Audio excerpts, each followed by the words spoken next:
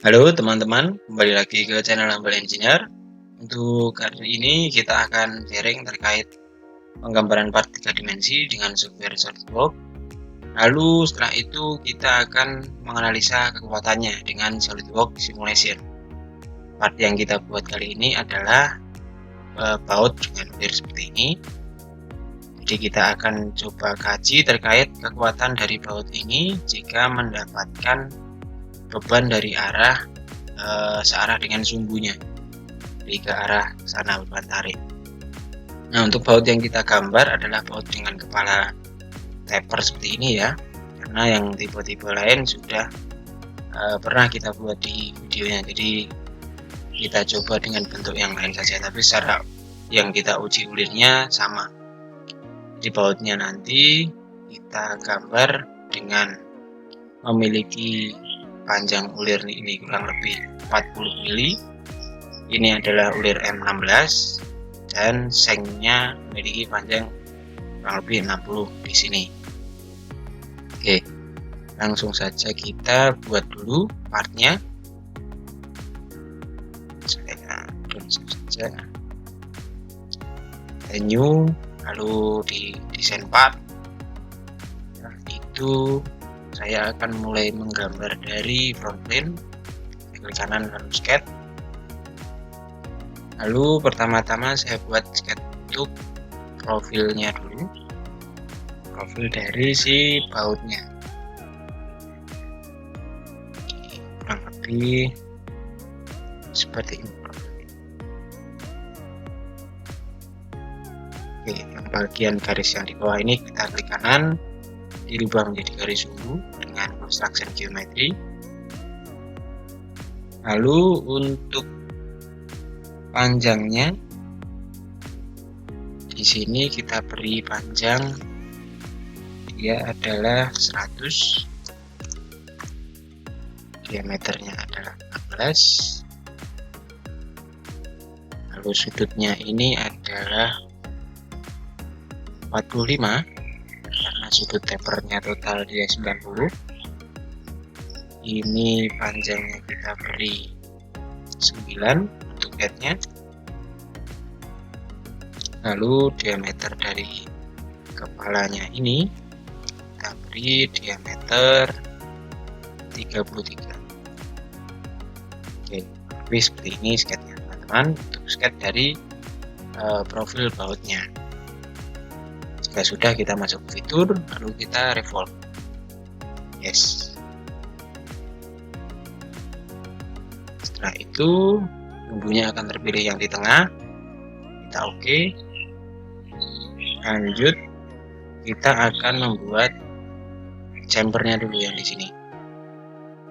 Karena pitchnya ini adalah 2 mili, chambernya kita buat 2,5. Oke. Selanjutnya kita buat profil slotnya yang di sini. Dia menggunakan kunci L. Kanan, kita sketch di bagian kanan, bagian kiri, dengan menggunakan poligon. Jumlahnya adalah 6. Nah, di sini kita buat seperti ini dengan kuncinya IWSW nya, socket width-nya dia adalah 10. Nah, jika masih biru ini, titik origin dengan titik teratas kita klik dengan kontrol, dia vertikal. Diusahakan semuanya berwarna hitam supaya fully defined. Masuk ke fitur, lalu ke extrude cut. Panjangnya adalah 6 yang dari slotnya ini. Cukup seperti ini, tidak perlu detailkan lagi. Kalau mau detailkan ya berarti harus ada chamber dan radiusnya. Ujungnya juga tidak flat. Selanjutnya kita buat dulu profil di sini, miliknya. Itu dengan cara kita sketch di diameter paling kanan ini, kita klik kanan lalu sketch. Nah, kita mau ambil diameter paling atasnya ini, kita klik di ujungnya lalu convert to entities. Ini sudah pasti diameternya mengikuti yang belakang 16. Kita exit, lanjut ke fitur lalu curve. Di curve ini kita pilih yang helix and spiral. Untuk define by-nya kita pilih pitch dan height dan pitch. Jadi panjang dan jarak puncaknya. Jarak puncaknya adalah 2 mili, panjang ulirnya adalah 40. Jadi seperti ini. Start angle-nya biar di 0 derajat aja, lalu ulirnya bersearah dengan juru, searah dengan jarum jam atau clockwise, berarti ulir kanan. Ya sudah, kita oke. Selanjutnya kita buat alur pembebasnya yang di sini. Jadi kita geser dulu plane ke sebelah sini sepanjang 40 dengan cara kita klik di area sini, face yang paling kanan. Lalu kita ke reference geometry dan klik. Nah, jaraknya ini adalah 40 mm. Kita flip offset di area sini. Nah, oke. Lalu kita sketch di plane yang kita buat tadi. Nah, normal tuh. Kita cari dulu end radiusnya di sini. Titik ini. Perhatikan dari titik ini adalah end radiusnya. Kita mau buat alur bebas ulirnya saja. Biar profilnya tidak lebih menyerupai aslinya. Lalu kita buat center point arcs. Sini ke sini. Seperti ini. Lalu titik dari center point arcs ini dengan helixnya kita klik dengan dibantu klik kontrol di keyboard. Lalu kita add relation pierce. Jadi titiknya supaya bertemu dengan ujungnya. Lalu radiusnya ini kita beri relasi juga dengan diameternya. Kita ambil yang paling belakang, klik kontrol juga. Nah, ini adalah tangen.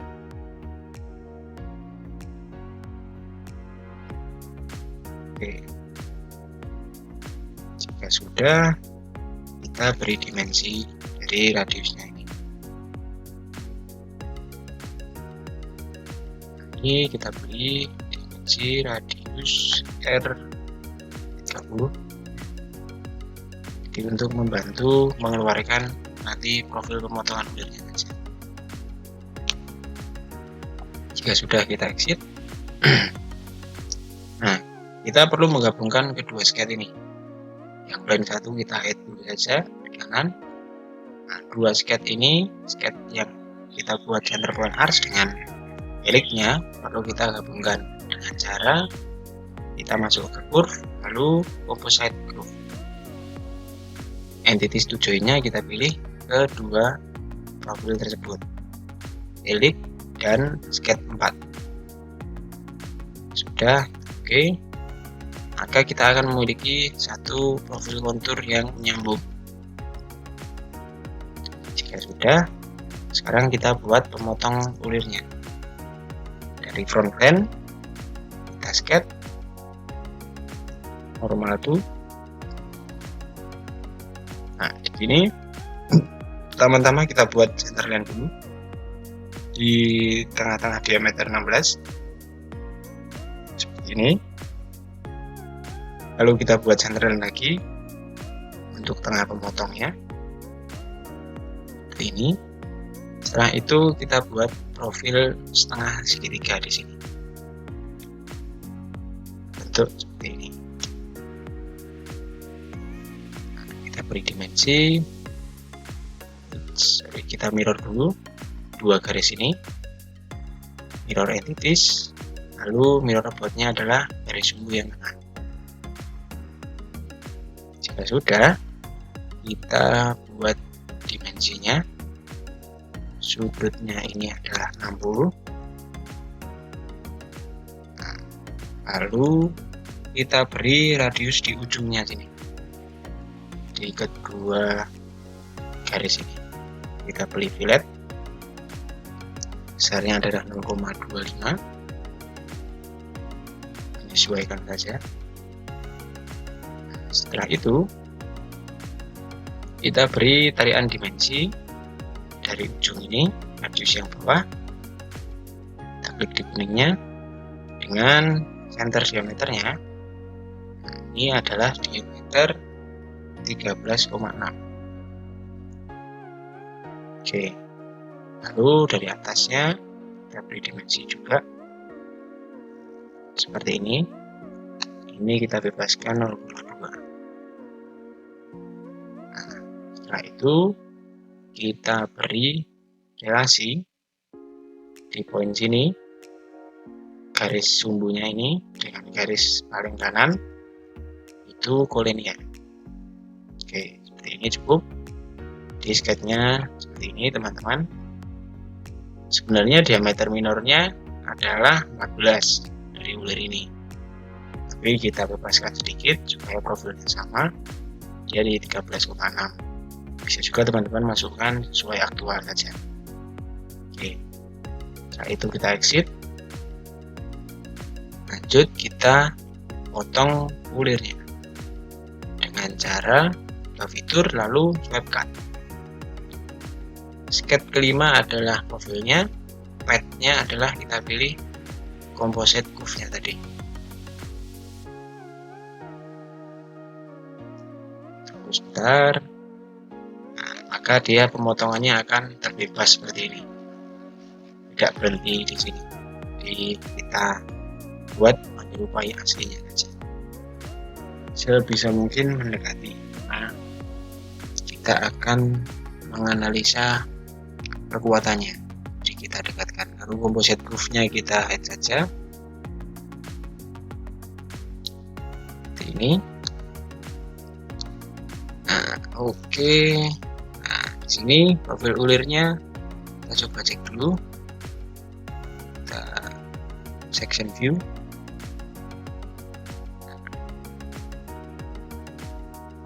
Maksud kita untuk pembuatan radius tadi supaya membentuk profil puncaknya dengan bagian lembahnya itu menyerupai seperti ini. Oke, jika sudah, lalu di sini alur bebasnya juga terlihat. Kalau tidak kita bebaskan, dia akan berhenti di sini, menyudut sekali langsung. Gitu. Terakhir kita pilih materialnya, kita klik kanan. Jadi teman-teman mau menguji baut M16 ini dengan material apa? Namanya saya pilih chrome stainless steel di baut stainless seperti ini. Lalu kita akan langsung masuk ke simulation. Nah, jika di teman-teman belum ada simulation di tabnya sini, di toolbarnya ini bisa diklik kanan lalu centang yang simulationnya. Di bawahnya ada seperti ini, kanan pilih simulation. Oke, jika sudah, kita ke new study dan kita pilih static saja.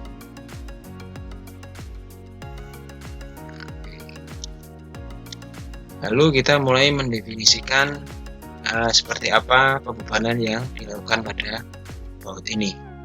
Dengan awal kita membuat teksturnya, tumbuhannya ada di mana, kita kasih fix tumbuhan geometri atau dia tumbuhan split di sini. Jadi dia tidak bisa bergerak. Jadi seumpamanya ini dipasangkan baut, dia yang mentok ke profil pasangannya. Nah, oke, satu saja fix geometri. Setelah itu ke external load, kita klik kanan, kita beli force atau gaya. Gayanya ini kita tetapkan di area sebelah atas ini dari profilnya, profil ulirnya, dan di bagian sini juga. Nah, di sini, jadi nanti gambarannya di bagian situ akan menerima gaya tarik ke bawah. Kenapa bagian bawahnya tidak saya kasih? Karena di gambaran saya, jika dia ditarik ke sana, ketika ulir ini dipasang, yang bersinggungan adalah profil ini dengan benda pasangannya, atau ulir pasangannya. Jadi tekanannya akan berada di sini. Jika sudah, kita area select direction ini kita pilih, karena kalau di normal dia akan tegak lurus terhadap profil penampangnya, base-nya. Kita select direction, kita bisa pilih surface diameter yang lurus ini. Lalu kita scroll ke bawah. Nah, ini ada beberapa pilihan: tegak lurus dengan sumbu, mengitari sumbu, atau searah dengan sumbu yang aksial. Kita pilih gayanya yang aksial. Coba kita masukkan 5000 Newton. Perhatikan panah berwarna pink. Jika ingin gaya tarik ke arah sana, berarti panahnya harus ke kanan. Jika teman-teman mau reverse direction, berarti dia adalah gaya tekan. Dan seharusnya juga di penampang face yang sebelah kanan ini. Maka kita arahkan ke sana karena gaya tariknya yang mau kita uji. Oke, jadi seperti ini. Selanjutnya kita ke mesh, atau kita create mesh di profil bautnya ini. Tunggu sebentar sampai meshingnya selesai. Ini nanti bautnya akan dibagi per bagiannya. Jika tidak bisa ini, coba kita edit dulu, kita cancel dulu. Oke, kita klik kanan, kita create mesh. Yang tadi salah pencet mungkin ya, harusnya create mesh itu munculnya profil ini. Nah, ini bisa diedit di setting dia, teman-teman mau pembagiannya secara halus berarti semakin kecil, atau kasar berarti pembagiannya semakin besar. Mesh parameternya coba kita cek di checklist maksudnya. Lalu kita pilih curvature base mesh, jadi mengikuti profil kurvanya. Ini jika pengen lebih halus, dia akan bisa lebih lama lagi untuk meshing. Ini saya pilih di standar saja. Dia mesh paling kecilnya adalah 1,13, mesh terbesarnya adalah 5,6. Jadi nanti akan SolidWorks mengkalkulasi sendiri. Kita buat dulu.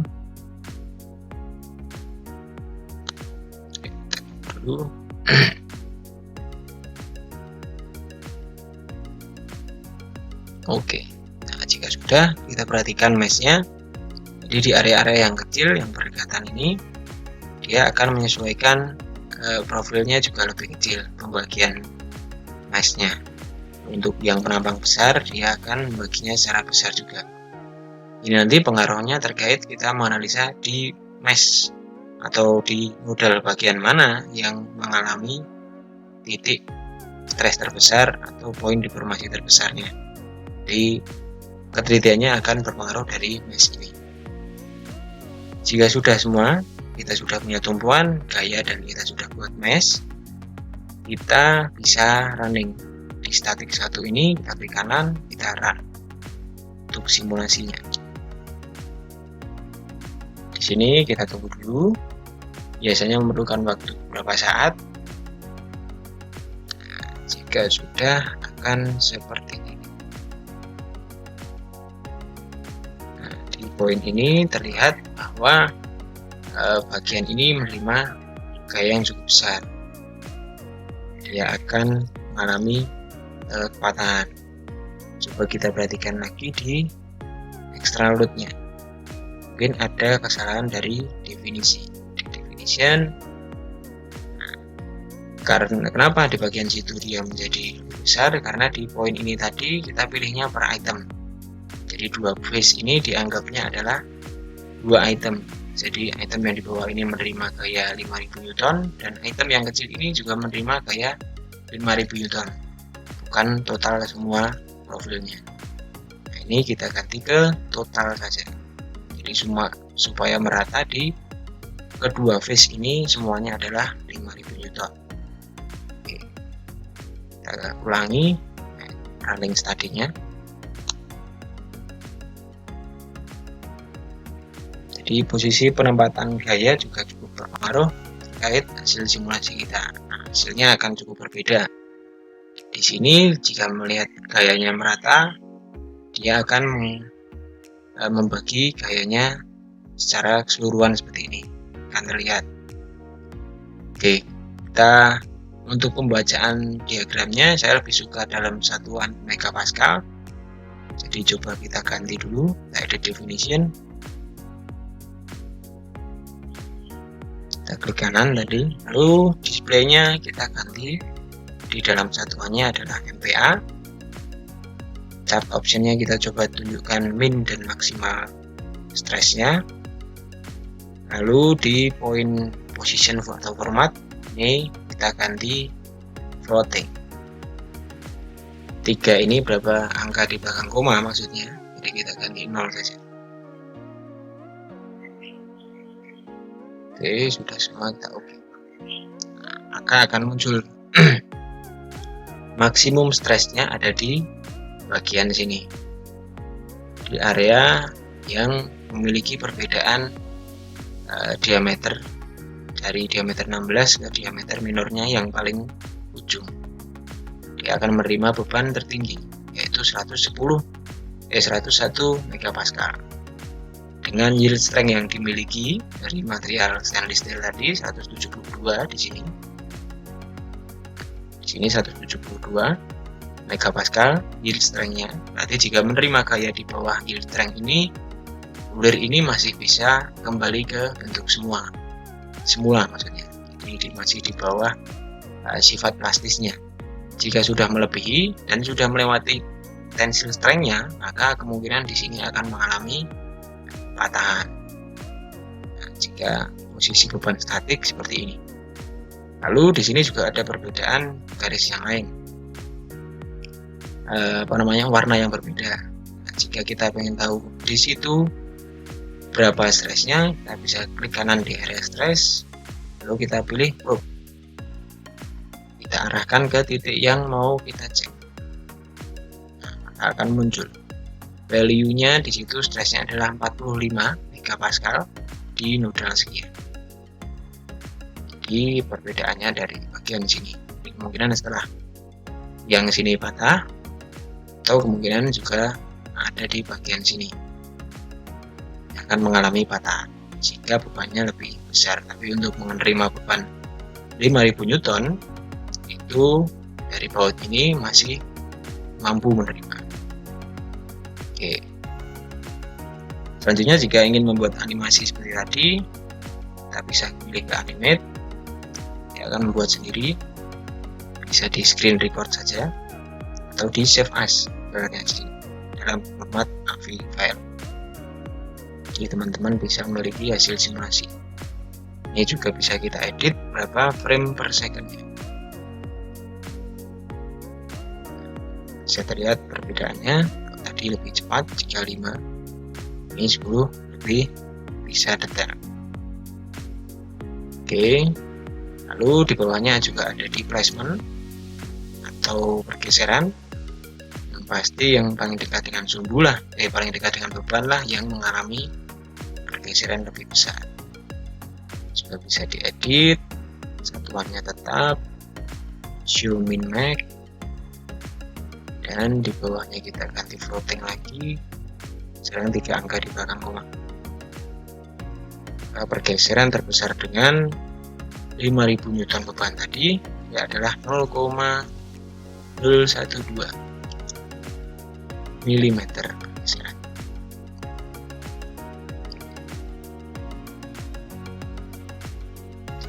Mungkin begitu teman-teman untuk tutorial kali ini. Semoga tutorialnya bermanfaat dan selamat mencoba. Jika ada yang ditanyakan, coba tanyakan di kolom komentar.